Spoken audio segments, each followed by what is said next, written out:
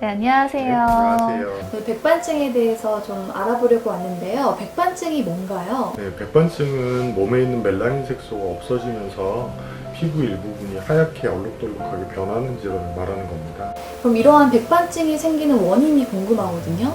백반증은 면역 쪽에 문제가 생기면서 시작되는 병이고요. 면역이라는 게 원래는 외부에서 들어온 세균을 잡아먹어야 되는데 문제가 생기면서 몸에 있는 색소를 세균으로 인식을 하는 거죠. 그래서 색소를 세균으로 인식하고 잡아먹어 버리니까 그 부분에 색소가 없어지면서 하얗게 되는 겁니다. 그럼 백반증을 진단을 받았으면 치료를 받아야 하잖아요. 네. 그럼 피부과를 가야 하는지 아니면 한의원에서도 치료가 가능한 건지 궁금해요. 네, 한의원에서 치료가 가능하고요. 피부과 치료, 한의원 치료 양쪽 다 서로 장단점이 좀 있습니다. 그러니까 서로 치료하는 방법들이 좀 다르고 백반증에서 색소가 이제 생겨나는 과정들이 굉장히 여러 단계를 거치거든요. 어느 단계에 집중해서 치료하는지 서로 다르기 때문에 장단점이 좀 있다고 생각을 해야 되겠죠. 그럼 우보 한의원에서는 어떤 치료들을 하고 있나요? 우보한의원에서 하는 치료는 이제 저희가 대대로 내려온 백반증 약을 가지고 치료를 하는 거고요. 실험 결과로는 백반증에서 제일 문제가 되는 색소가 만들어지지 않는 부분을 개선하는 것이 효과가 있다는 것으로 밝혀졌습니다. 또 그걸로 특허까지 받은 상태고요. 그래서 백반증 부위에 없어져 있는 색소들을 다시 만드는 식으로 그 치료를 한다고 생각하시면 될 것 같아요.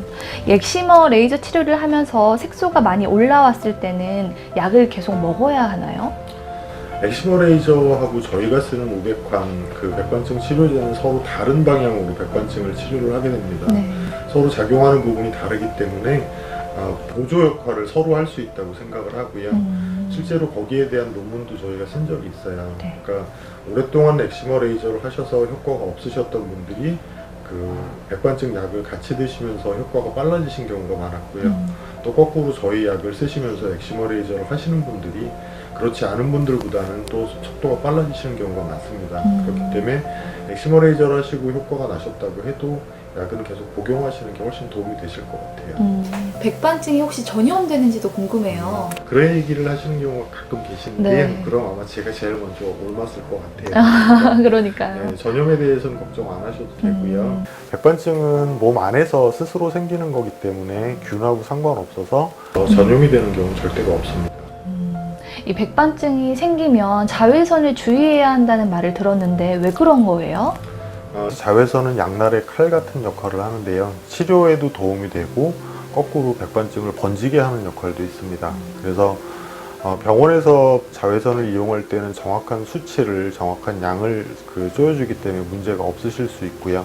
반대로 햇빛에 나가서 자외선을 쪼이면 얼마나 자외선을 쪼이는지, 얼마나 강도로 쪼이는지 알 수 없기 때문에 가능하면 자외선을 피하시는 게 좋습니다. 특히 4월부터 10월까지는 자외선이 강한 기간이기 때문에 이 기간에는 가능하면 자외선을 피하시는 게 좋겠네요. 이 백반증 걸리신 분 중에 홍삼을 챙겨 드시는 분을 봤는데 백반증에 홍삼이 좋나요? 백반증이 면역에 문제가 있다고 말씀드리면 면역을 강하게 해야겠다고 생각하시는 경우가 많이 계세요. 네. 근데 면역이 강해지면 힘을 내서 열심히 색소를 잡아먹으러 다니게 되거든요. 네. 그 문제가 더 생기는 경우가 많고요. 그렇기 때문에 홍삼 종류는 일반적으로 백반증에는 잘 맞지 않는 걸로 생각하시는 게 맞을 것 같습니다. 네, 이럴 때는 먹는 것도 굉장히 중요하잖아요. 피해야 할 음식과 또 도움이 되는 음식이 있다면 어떤 게 있을까요?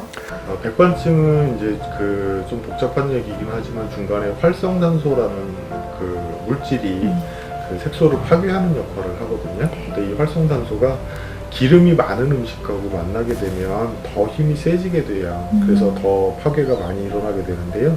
그렇기 때문에 튀긴 음식이나 아니면 기름기 많은 고기는 조금 피하시는 게 낫고요.